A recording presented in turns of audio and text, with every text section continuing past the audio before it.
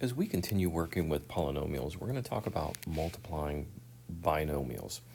And we are doing the same general math operations as we've been doing in the past, but we are being faced with what appears to be two parentheses, and we are going to have to use the distributive property to multiply those two parentheses together. And what this means is, you can see here that I have a binomial, one binomial multiplied by another binomial, and what it means is I have to take this a, and I have to multiply it by everything that's going to be over here in this parentheses, and then I have to take the b and do the same. Here I have to take the b and multiply it with everything over in the, now of course these letters only are taking place, they're placeholders here to show you how it would be done.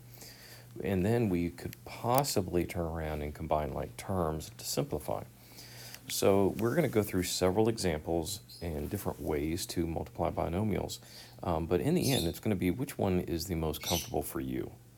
Which one do you feel which is easiest for you, because sometimes I will tell you they will all come out with the same answer, but the way you visualize it and work with it, one method may be better than the other for you. So again, we'll expose you to a bunch of the methods, and then you will decide which one you like to do, other than just using a computer to get the answer for you. So we want to be able to multiply these binomials. And when we do this, first thing we're looking at is the distributive property. So what is the simpler form, basically? And I have x minus 6 times 4x plus 3. So I have to take this x and multiply it by everything in here, which set that up like the distributive property, and then negative 6 and multiply it by everything over here. So when I do that, I have x times 4x plus 3, and then I have minus 6 times 4x plus 3. And so now that's what I've set up that distributive property there for you. And then I've gone and I've done the multiplication here, and I have 4x squared plus 3x. Then done the other multiplication, which is minus 24x minus 18. And right here I have x's that I can combine. So I end up with 4x squared minus 21x minus 18. All right, so if we walk through that here on the next example, I have 2x plus 4 times 3x minus 7. So I need to take 2x and I need to multiply it times everything that's in this binomial. So I have 2x times 3x minus 7. And then I need to turn around and take everything and I have plus 4, and I need to multiply it by everything in that binomial. Now that I've set the problem up using the distributive property, I can go ahead and do my distributing and multiplying everything out. So I have 2x plus 2x times 3x is going to be 6x squared minus negative 7 times 2x is going to be negative 14x. Then I have 4 times 3x, which is going to be 12x, and then 4 times negative 7, which is going to be negative 28. And then I can go ahead and do some combining here, because I have my x values here, my degree of 1, so I end up with 6x squared, and then negative 2x minus 28. And there you have it. There's my answer when I use the distributive property.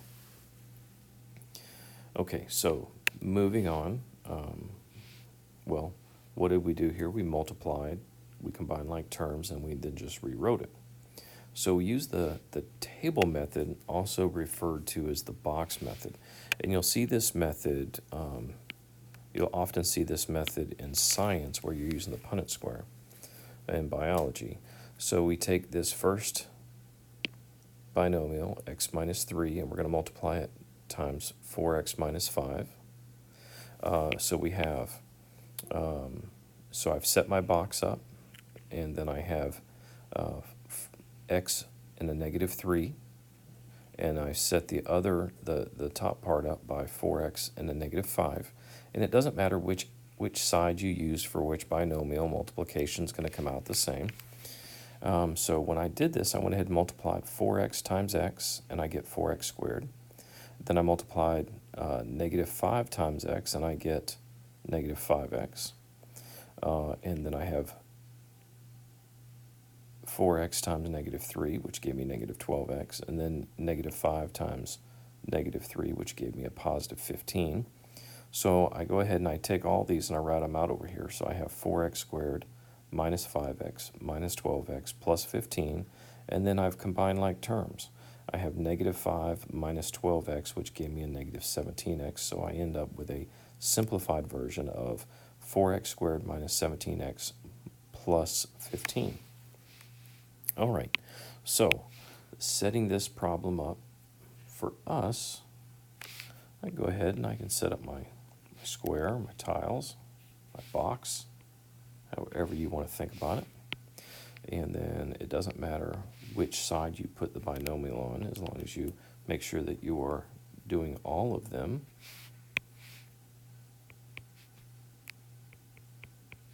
And once you have that, we're talking about area, so that's why we're going to multiply. And so looking here, I got 3x times x, which would give me 3x squared. And then I have 1 times x, which would give me just plus x. Then I have 3x times 4, which gives me 12x. And then I have 4 times 1, which gives me 4. And as I combine my like terms, right, I see some like terms right there that I can combine. And that turns around and gives me 3x squared. When I combine my like terms, that gives me plus 13x, and then plus 4. And there you have it. There's my multiplication using the box or the table method, depending on where you read the reference. Okay, so now you'll often hear FOIL, and we're not talking about aluminum foil. FOIL stands for first, outer, inner, and last. And that's the order that you multiply in, or it's a mnemonic to help you remember what all your order you're going to multiply, because order doesn't matter in multiplications. So first, let's see, 3x minus 4 times x plus 2. So it talks about FOIL is first. Well, here I have my first, which is going to be the first things listed in each binomial I'm going to multiply together. So I would multiply 3x times x. Then my O stands for my outer terms. So I would multiply the two outside terms. So I would have 3x times 2.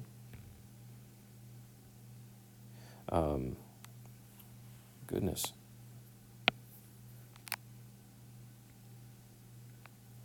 And then I would have my inner terms, and that's going to be the two inside terms. So I would multiply negative 4 times x. And then finally my last would be the last terms in my binomial, which is going to be negative 4 times 2.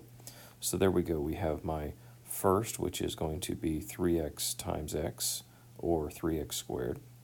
My outer, which is going to be 3x times 2, or 6x. My inner, which is negative 4 times x, which is negative 4x. And then finally my last, which is going to be negative 4 times 2, or negative 8. So I combine like terms, and I end up with 3x squared plus 2x minus 8.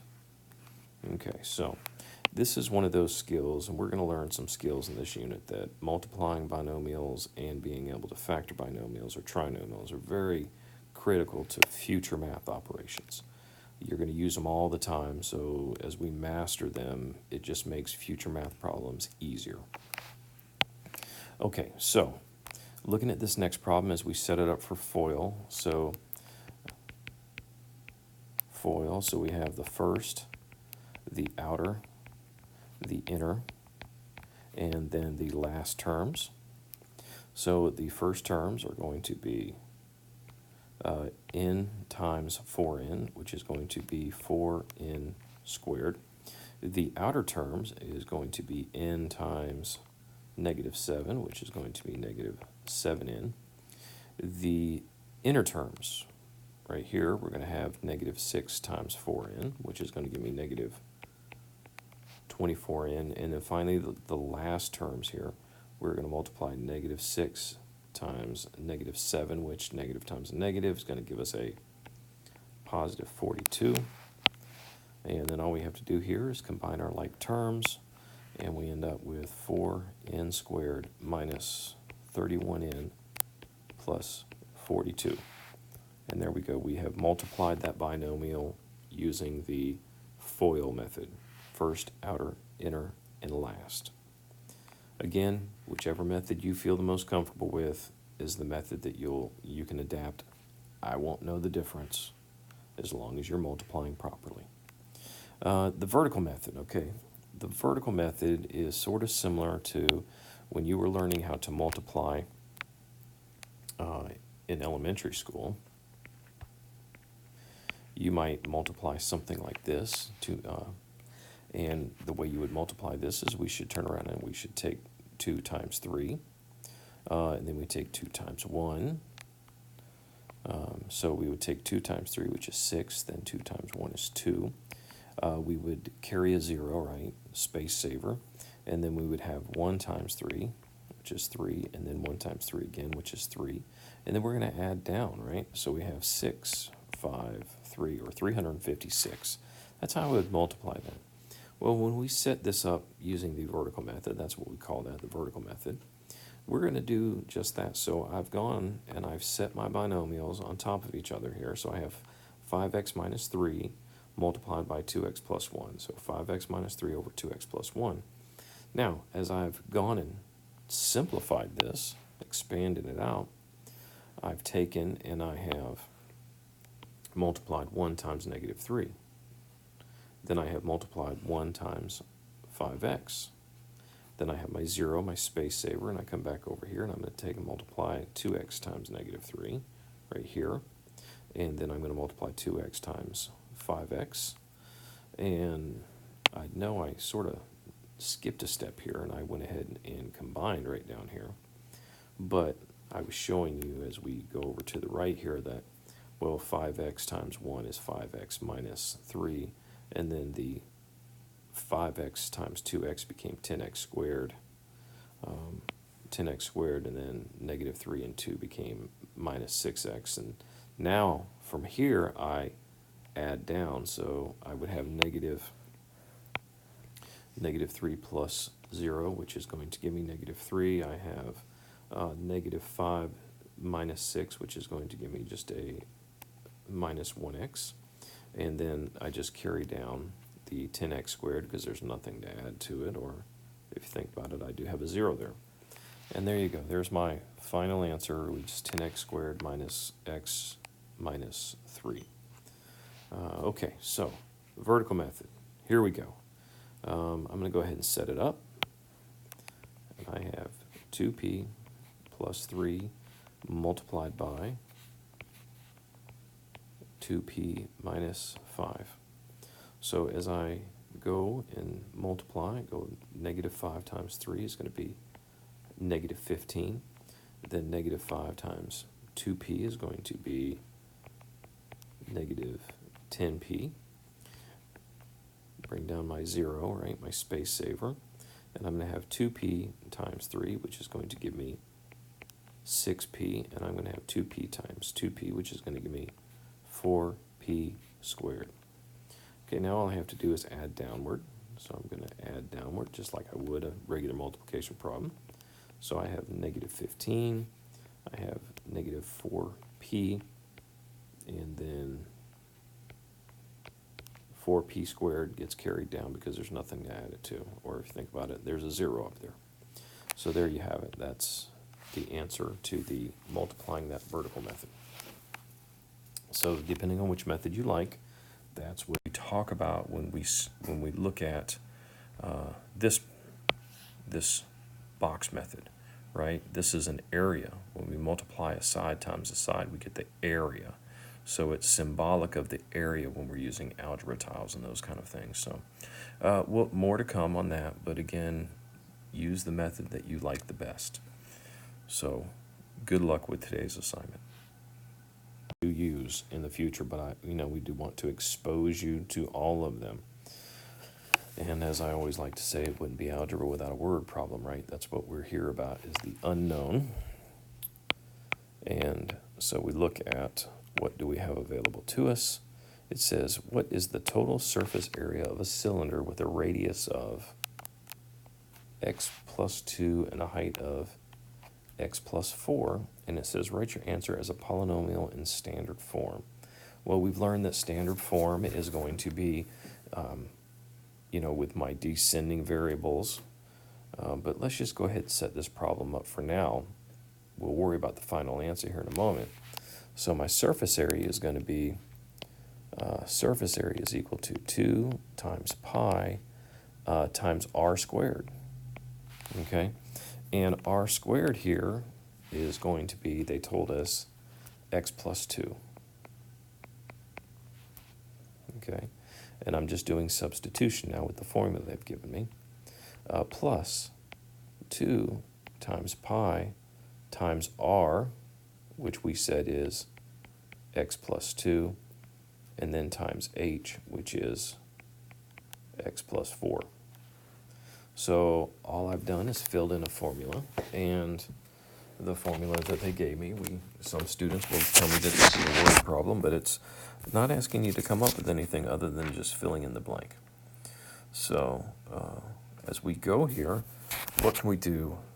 It may look complicated now because I do have a lot of stuff going on here. I do have numbers, I have pi, I have polynomials, I have exponents, but what can we do? Let's just go ahead and combine like terms. And in doing so, what I want to do is I'm going to use my distributive property before I can do any combining like terms, and I'm going to go ahead and do some multiplication here. So I'm going to have 2 pi times x plus 2 times x plus 2 plus 2 pi times. Now I can go ahead and use whichever method I want, and what I'm going to do is use my FOIL method, but please use whatever method you want. So that will give me x times x is x squared, then x times 4 is going to be 4x, and then the inner is going to give me 2 times x, or 2x, and then the outer is going to give me plus 8, okay? And then I can also now do the same over here, continue down with the next line, and I have 2 pi times, multiplying here, I have x times x, which is x squared. I have the outers, which is going to be x times 2, which is 2x. The inner, which is 2x. And then the last, which is 4, plus 2 pi. Rewriting everything here, and I'm going to go ahead and combine like terms. Okay, one moment. Okay, so what I'm going to do now, I'm going to go ahead and factor out this 2 pi, and so I end up with 2 pi, and leaving behind all of this stuff in parentheses. And I have x squared plus, combining like terms, 4x plus 4 plus x squared plus 6x plus 8. And I can go ahead and combine like terms again. So I have 2 pi plus, or times, 2x squared plus 10x plus 12. Okay, so I have it in factored form here, but it tells me to put it in standard form because I have, these are 2 factors, right? But I need to put it in standard form. So what I need to do is I need to multiply 2 pi times everything that's inside. So that gives me 2 pi times 2x squared, which is going to give me 4x squared pi. And I'm going to change that to 4 pi x squared. Then I have 2 pi times 10x, so I'm going to have plus 20 pi x. And then I have 2 pi times 12, which is going to be plus 24 pi. And there you have it. I have my answer in standard form, and that represents the surface area in standard form.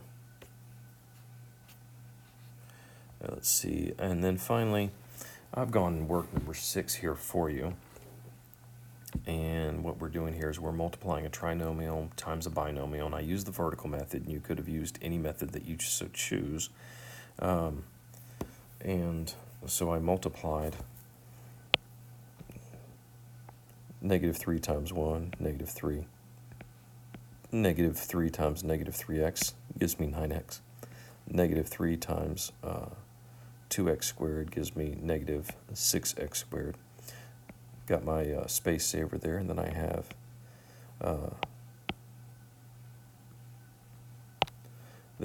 x times 1, which gives me x. I have x times -3x, which gives me -3x squared, and then x times 2x squared, which gives me 2x cubed. And then I've just added downward, so I have -3. I've added downward, I have